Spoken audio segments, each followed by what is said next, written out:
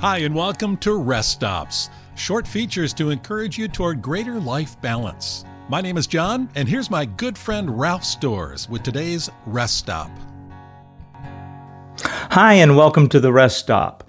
Today marks my 100th weekly blog post since beginning the Rest Stop just under 2 years ago. This is to date the most challenging and difficult blog I've ever attempted to do. Love your enemies. Bless those who curse you.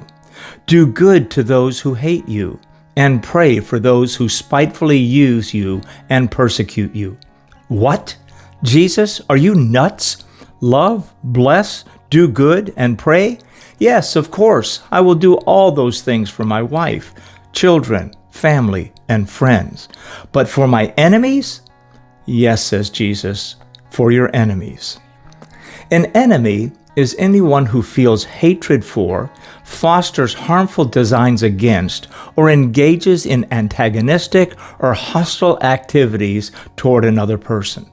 Question: how do you respond to hostile fire?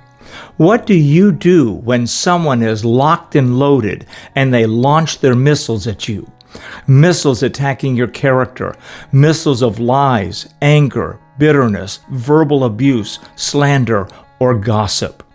Let's face it, if we're honest with ourselves, everything in us wants to retaliate.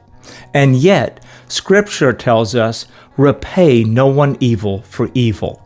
Have regard for good things in the sight of all men. If it is possible, as much as depends on you, live peaceably with all men.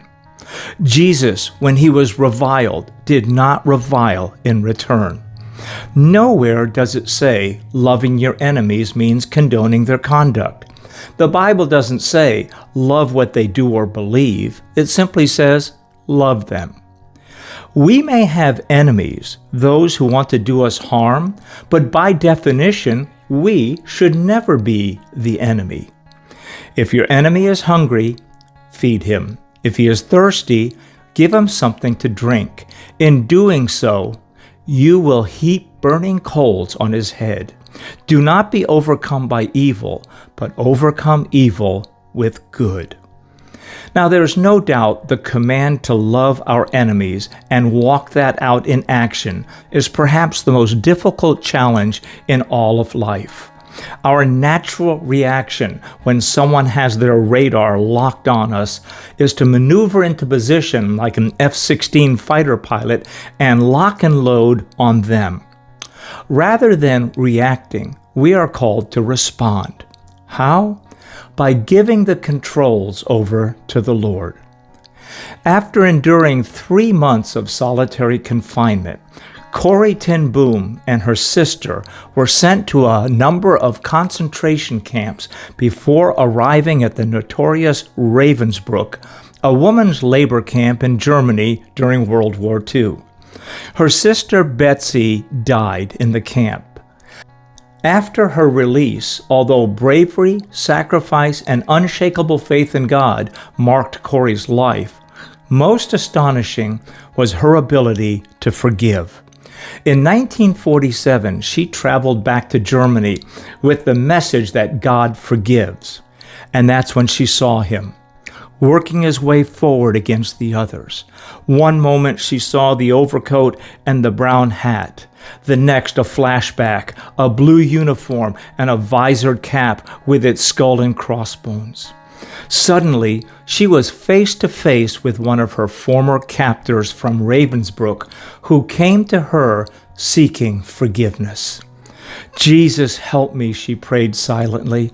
I can lift my hand. I can do that much, but you must supply the feeling and the power, she said.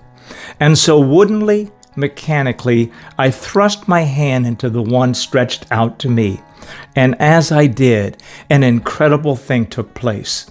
The current started in my shoulder, raced down my arm, sprang into our joined hands, and then this healing warmth seemed to flood my whole being, bringing tears to my eyes. I forgive you, brother, I cried, with all my heart. You know, you never so touch the ocean of God's love as when you forgive and love your enemies.